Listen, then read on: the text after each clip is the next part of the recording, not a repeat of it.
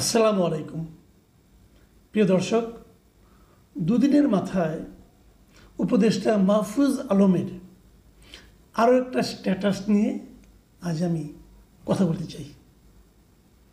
এই স্ট্যাটাসটার উনি শিরোনাম দিয়েছেন দুটি কথা, মানে উনি দুটি পয়েন্ট এখানে তুলে ধরেছেন এবং আমার কাছে মনে হয়েছে দুটো পয়েন্টে যদি আমি পুরোটা না পড়ি তাহলে আপনাদের কাছে বিষয়টা স্পষ্ট হবে না। প্রথম পয়েন্ট উনি তুলেছেন, ৭১-এর মীমাংসা করতেই হবে, যুদ্ধ অপরাধের সহযোগীদের ক্ষমা চাইতে হবে। বাংলাদেশে রাজনীতি করতে হলে পাকিস্তান পন্থা বাদ দিতে হবে।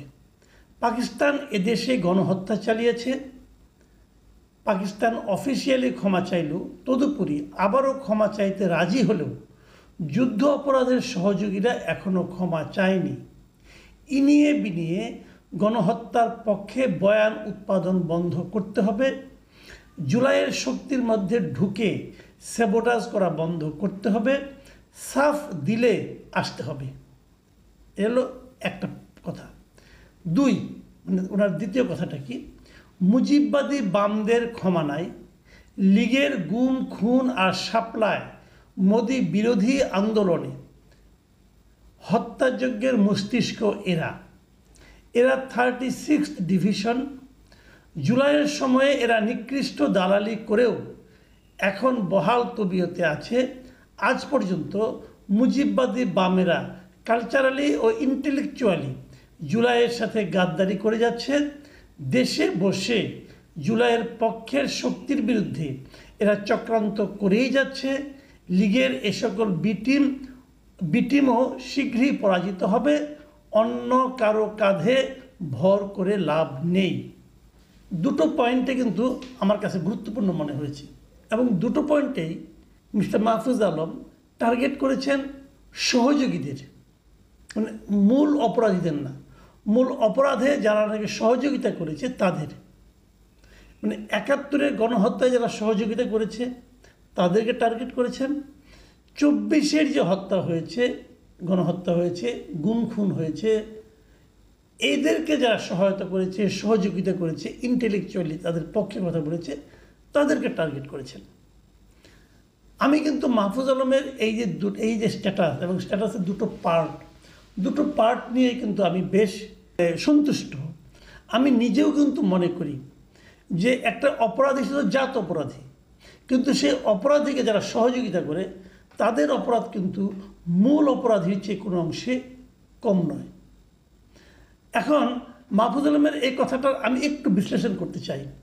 তার আগে কিছু কমেন্ট আছে, সেই কমেন্টগুলো অনেকগুলো কমেন্ট এসেছে। আমি যখন এটা নিয়েছি স্ট্যাটাসটা দেওয়ার 22 ঘন্টা পরে, ততক্ষণ পর্যন্ত প্রায় 50,000 রিয়াকশন পড়েছে, 52টা কমেন্ট পড়েছে এবং 6,100 জন এই স্ট্যাটাসটাকে শেয়ার করেছেন। 16,000 লোক লাইক করেছেন, 7,300 লোক লাভ রিয়েক্ট দিয়েছেন। তো আমি এটা বলতে যাচ্ছি এই কারণে যে মাহফুজ আলমের কোনো স্ট্যাটাসে এই প্রথমবার আমি দেখলাম যে অপছন্দের সংখ্যা বেশি। এখন মাহফুজ আলমকে কেন অপছন্দ করতে হচ্ছে এই মুহূর্তে? মাহফুজ আলমের সমালোচনা কিন্তু আমি একাধিকবার করেছি, আমার পছন্দ হয় না, আমি করেছি। এখানেও তাই হবে। যারা পছন্দ করেননি তারা হাহা রিয়েক্ট দিয়েছেন, যারা পছন্দ করেছেন তারা লাইক রিয়েক্ট দিয়েছেন, যারা খুব পছন্দ করেছেন তারা লাভ রিয়েক্ট দিয়েছেন। কাজেই পছন্দ অপছন্দ দুভাবেই চলতে পারে।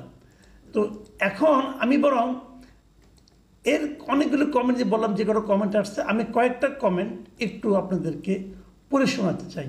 যেমন একটা কমেন্ট লিখেছেন মাবরুরুল হক, তিনি লিখেছেন, জনাব উপদেষ্টা, আপনার বোল্ড অবস্থানের জন্য প্রীত হইলাম। আরেকজন লিখেছেন, এটা একটু বড় কমেন্ট, আপনাদের তো পড়ে শোনাই, তাসফিয়া তারান্নুম প্রভা, তিনি লিখেছেন, ক্ষমা চাওয়া আবার কি জিনিস ভাইয়া? আওয়ামী লীগ ক্ষমা চাইলে তাদেরও ক্ষমা করে দিবেন নাকি? গণহত্যাকারী দলের রাজনীতি নিষিদ্ধ করতে হবে। এই স্পিরিটেই যদি 24-এর গণহত্যাকারী দলের রাজনীতি নিষিদ্ধ করা হয়, তাইলে ৭১-এর গণহত্যাকারী দলের রাজনীতি নিষিদ্ধ কেন নয়? গণহত্যাকারী দলের সাথে কিসের মীমাংসা? আওয়ামী লীগের সাথেও মীমাংসা করবেন নাকি কখনো? একাত্তরের গণহত্যাকারী দল যে এখনও একাত্তরের অবস্থাতেই রয়ে গেছে দেখতেই পাচ্ছেন আশা করি। নইলে আপনার বাংলাদেশে একাত্তরের জানোয়ার গোলাম আজমের নামে স্বাধীনতার 50 বছর পেরিয়ে স্লোগান উঠে কেমনে? আমরা যদি মাহফুজ আলমের প্রথম যে পয়েন্টটা, সেখানে একটা পয়েন্ট আপনি দেখেন লেখা আছে, উনি বলেছেন জুলাইয়ের শক্তির মধ্যে ঢুকে স্যাবোটাজ করা বন্ধ করতে হবে। অর্থ, জুলাইয়ের শক্তির মধ্যে একাত্তরের যুদ্ধ অপরাধীদের সহযোগী যারা আছে তারা সেখানে ঢুকে স্যাবোটাজ করছে বলে মাহফুজ আলম স্পষ্টভাবে অভিযোগ করেছেন। বুঝতে পেরেছেন? প্রভার বক্তব্যটা শুনলেন। তার মানে কি হচ্ছে যে কালকের যে এটা হলো, এই শাহবাগের যে আন্দোলনটা হলো, শাহবাগের যে অবস্থানটা ছিল এবার আওয়ামী লীগের নিষিদ্ধের দাবিতে, সেখানে কিন্তু স্লোগানটা উঠেছিল গোলাম আজমের বাংলায় হাসিনার ঠাঁই নাই, নিজামীর বাংলায় হাসিনার ঠাঁই নাই। হাসিনার ঠাঁই নাই নিয়ে আমার কোনো আপত্তি নাই, কিন্তু বাংলা কী করে গোলাম আজমের এবং নিজামীর হলো? আরেকটা জিনিস লক্ষ্য করেন, পুরো স্ট্যাটাসে, মাহফুজ আলমের পুরো স্ট্যাটাসে কোথাও কিন্তু কোনো রাজনৈতিক দলের নাম উল্লেখ করা হয়নি। কোনো একটা রাজনৈতিক দলের নামও উনি উল্লেখ করেননি। বামপন্থী কোনগুলো সেটাও বলেন নাই, এবং একাত্তরের কোনটা সেটাও বলেন নাই। তারপরেও ওনার যে কমেন্টগুলো এসেছে, সেই কমেন্টগুলোতে যে গালাগালিগুলি এসেছে আমি দেখেছি মাহফুজের বিরুদ্ধে, ম্যাক্সিমাম মনে হচ্ছে যেন জামাতের লোকজনই গালাগালি করেছে।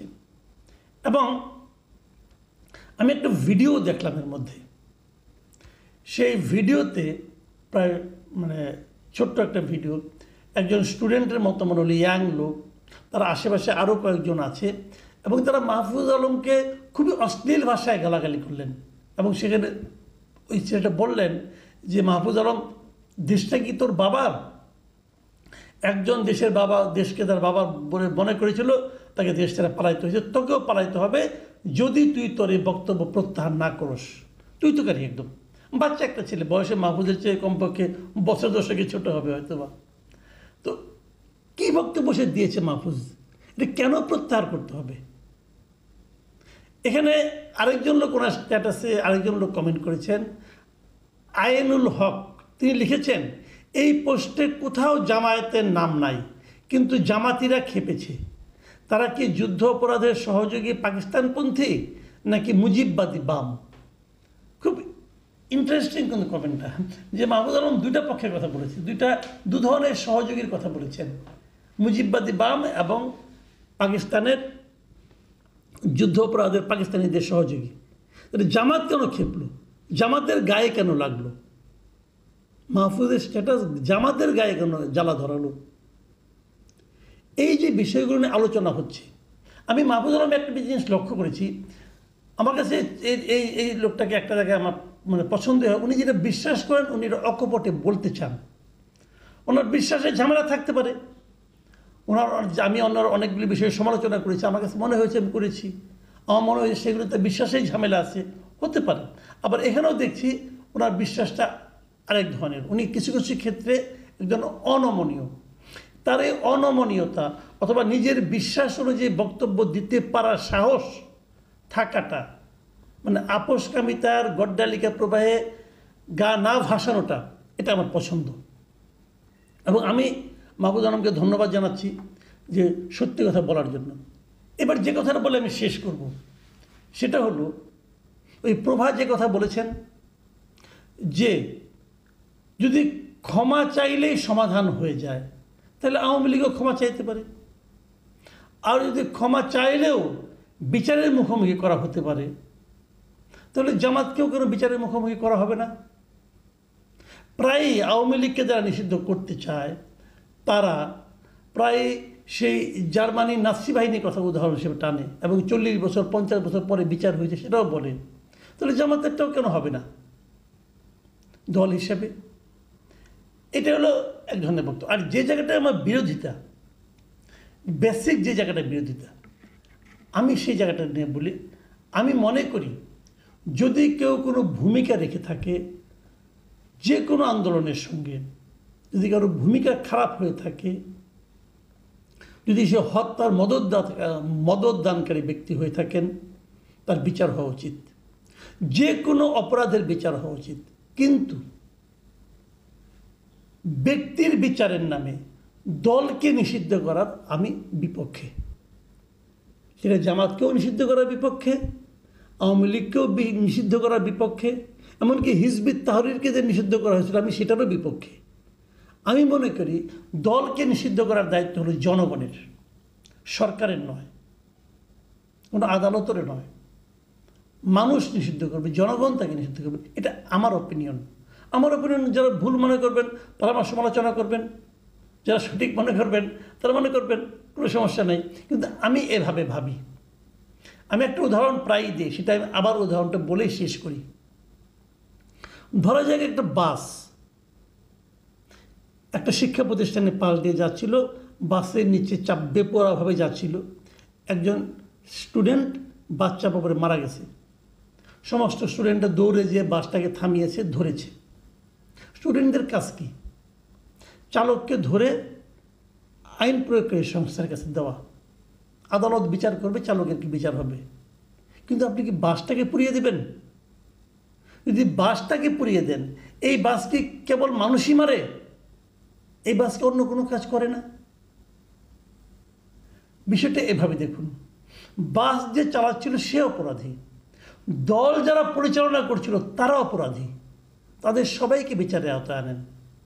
আওয়ামী লীগের যত মন্ত্রী ছিল, আওয়ামী লীগের যত এমপি ছিল, আওয়ামী লীগের যত লোক এমপি নমিনেশনের জন্য অ্যাপ্লাই করেছিল, আওয়ামী লীগের সেন্ট্রাল কমিটি, জেলা কমিটি, উপজেলা কমিটিতে যত লোক ছিল সবাইকে বিচারে আওতায় আনেন।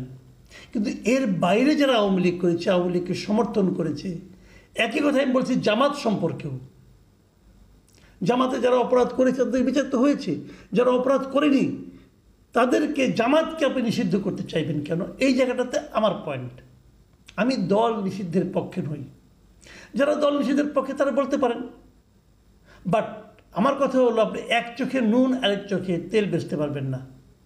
আওয়ামী লীগের জন্য যে ব্যবস্থা 24-এর কারণে, জামাতের জন্য সেই ব্যবস্থা হওয়া উচিত 71-এর কারণে। প্রিয় দর্শক, এখন এ পর্যন্তই। আল্লাহ হাফেজ।